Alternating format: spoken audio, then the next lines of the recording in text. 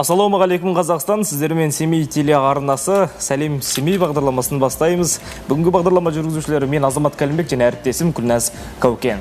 Бізді тамашалап отырған барша көрерменге сәттілік тілейміз, қайырлы таң дейміз, таңымыз нұрлы болсын, жемісті, жеңісті, табысты күн тілейміз. Қымбатты көрермен, 2023 жыл атаулы таталарға толы жыл.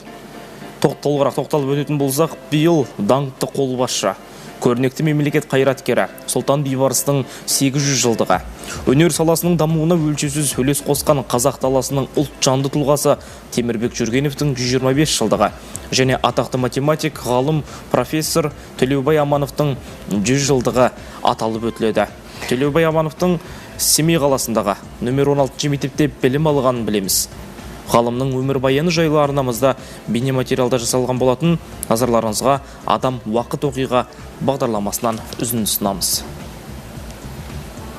Төлеубай Ыдырысұлы Аманов 1923 жылы 28 тамызда Қазақ АКСР-ның Семей губерниясы, Семей уезі, Новопокров болысының Құрманғожа ауылында дүниеге келген.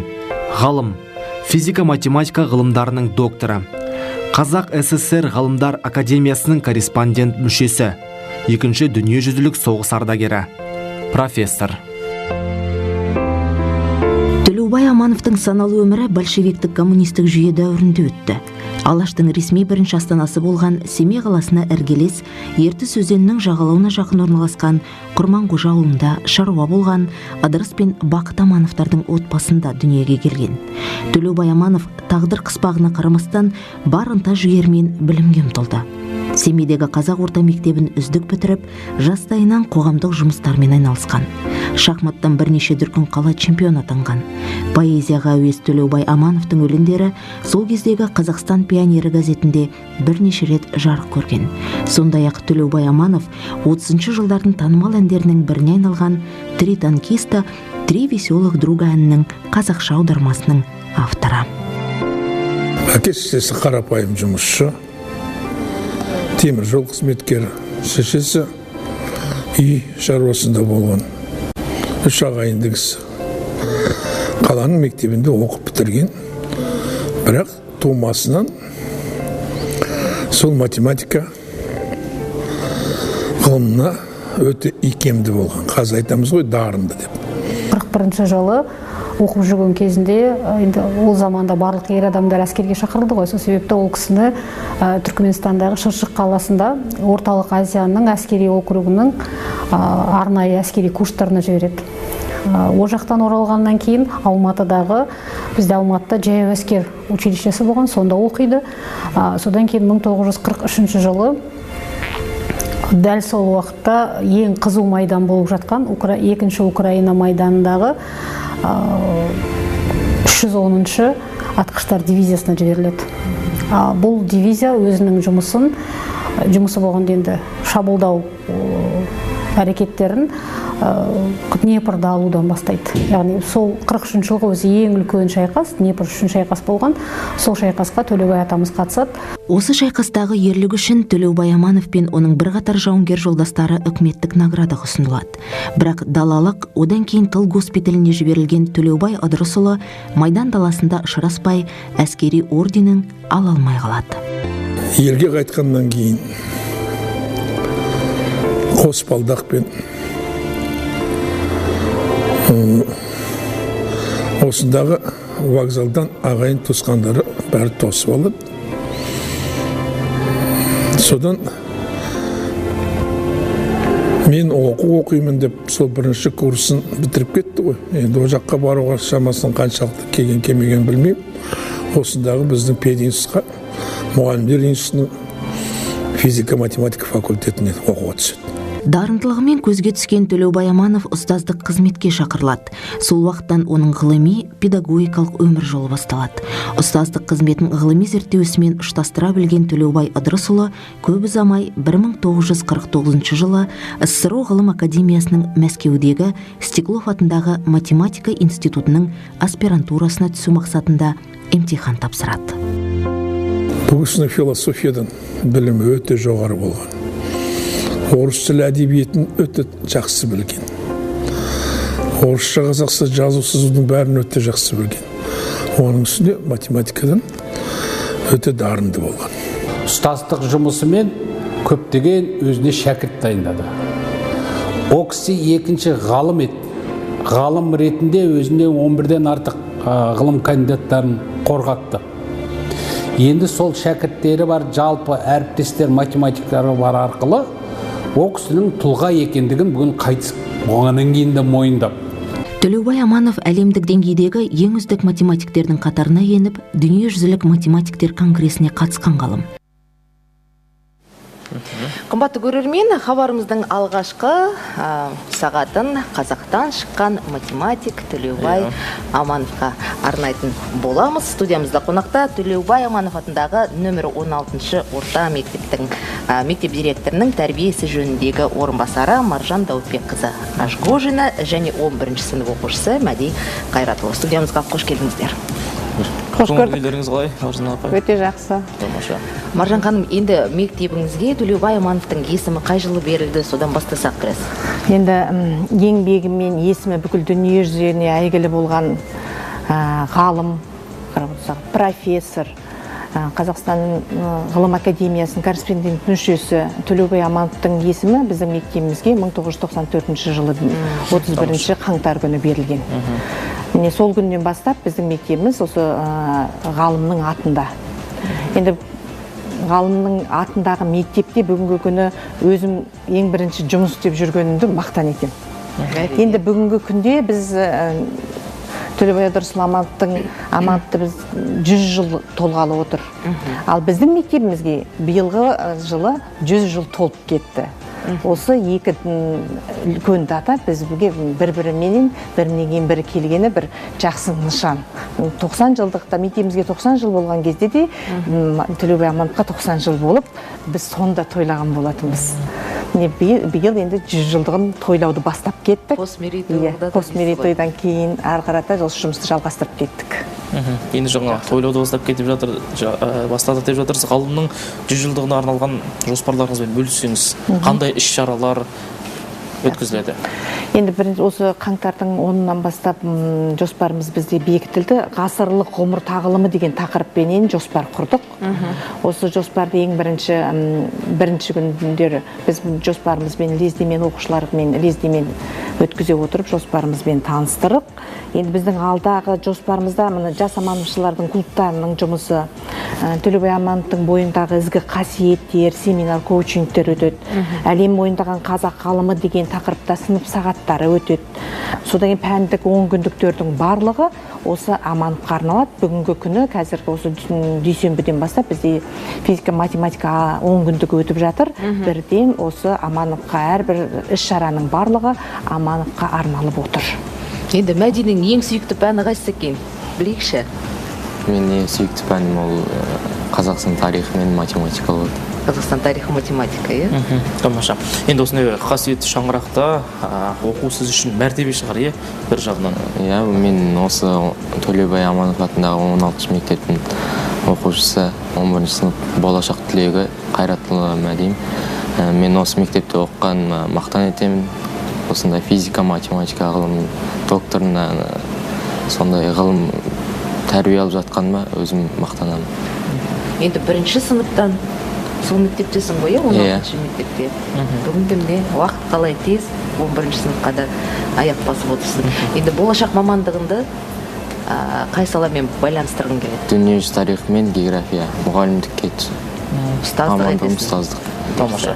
Енді Мәди мырза, жаңа енді өзіңіз айтып өттіңіз, рұқсат болса енді өзіңіз оқып жатқан мектептің жаңа Төлеубай Ыдырысұлы Аманов атамыз жайлы не айта алар едіңіз?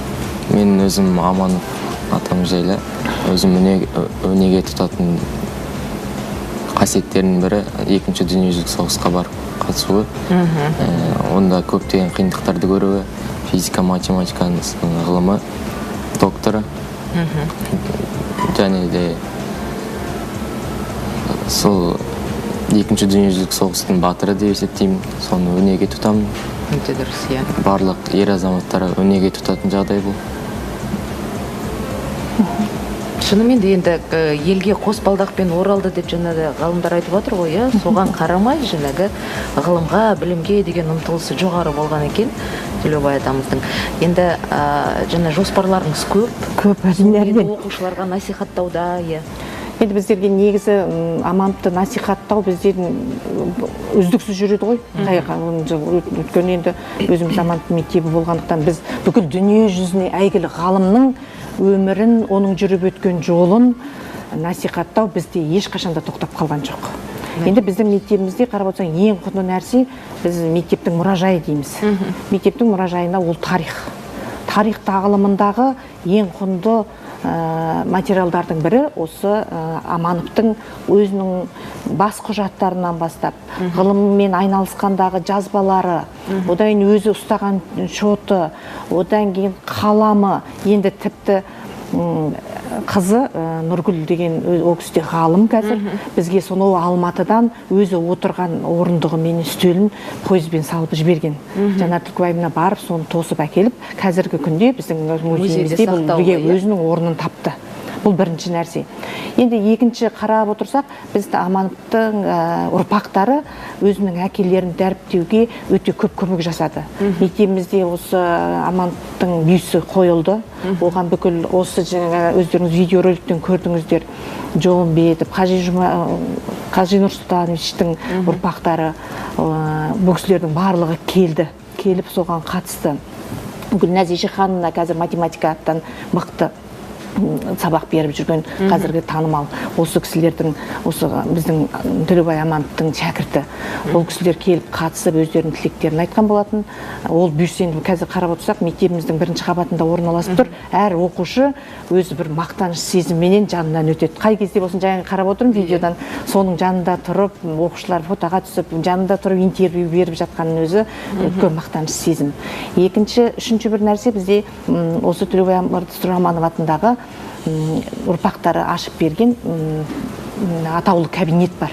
Енді атаулы кабинетте қазіргі Амановшылардың барлығы сол кабинетте отырып, білім нәрімен сусындап, ғылым жолына қарата аяқ басып келе жатқан ұрпақтар сонда білім алып жатыр. Күнделікті сабақтарын сонда өткізеді. Кіріп бара жатқан Аманов атындағы атаулы кабинет деген жазу бар. Қарапсыз тек қана бұның өзі оқушыға күнделікті беріп жатқан тәрбиенің бір тұсы кәне. Ал енді Амановшылардың клубы өзі жеке жұмыс жасайды. Қанша бала бар екен ол клубта? Болашақ математиктер ғой? Болашақ математиктер, олар болашақ математиктер көбіне ғылым саласына қарата, көбіне бізде конкурстар бар, ғылыми жұмыстар бар, соған айналысуда сол топ жаңағы жұмыс жасап бастап кеткен. Осы уақытқа дейін бастап олимпиадалардан орын алып келе жатқан, жүлделі орын алып келе жатқан оқушыларымыздың барлығы осы клубтың мүшелері. Қазір енді мектепте қанша бала оқисыздар? Бізде 918 бала оқиды. 918 асатын кетіп қалды, 45-ші мектепке кетті біраз бала. Енді ғалым, физика, математика ғылымдарының докторы осы Төлеубай Амановтың атына берілген мектепте оқитын оқушылардың енді осы математика, физика бағытында да жетістіктер аз емес шығар? Әрине бар. Өйткені бізде көбіне айтып тұрмын, олимпиадалар, қалалық олимпиадалар, облыстық олимпиадалар, осы пәндік олимпиадалар. Жомарт Базенович атындағы олимпиада бар бізде. Өзі мектепте, көптеген жылдар біз мектепте өткізіп келдік. Қазір қала алды, қала көлемінде өтеді ол да. Міне осылардың барлығы осы Амановтың атамыздың жолын жалғаған, Жомарт Базеновичтің ол да мықты математик болды. Ол кісінің атында атаулы кабинетіміз бар. Ол кісі де математик, мысалы, жаңағы Амановтың шәкірті Жомарт Базенұлы. Жомарт Базенұлының шәкірті біздің оқушыларымыз болды. Олимпиададан орын алып, ғылыми жобалармен көбірек айналысып жатыр. Осыларды осыны бастауыш кластың оқушылары осы Амановтың өмірін зерттейді. Бастауыш класстан бастап зерттеу жұмыстарын жүргізіліп жатады. Қызығушылық жоғары. Қызығушылық өте жоғары, иә. Жақсы, сұхбатымызды сәлден кейін жалғастыратын боламыз қазір. Әрі қарай жалғастырамыз. Естеріңізге сала кетейік, қазақтан шыққан математик тақырыбында бірінші сағатымызда әңгіме өрбітіп жатырмыз, қымбатты көрермен. Енді Маржан ханым тағы бір сауал қойғым келіп отыр. Төлеубай Аманов туралы тағы біз білмейтін қандай ақпараттар бар? Несімен бөлісер едіңіз? Әлгі жігітке жеті өнерде аз дейді ғой қазақта. бұл кісі бойына барлық өнерді жиып алған кісі. Сол кезде шахматты керемет ойнаған екен. Шахматта республикалық жарыстардан жүлделі орынды алып келген. Екінші бір немес, бұл кісі өлең жазған. Сол кездегі Қазақстан пионері деген газет болған ғой, сонда осы өлеңдерде баспадан шығып тұрған екен. Одан кейін бір қасиеті, өлеңді жақсы айтқан, гитарада ойнаған.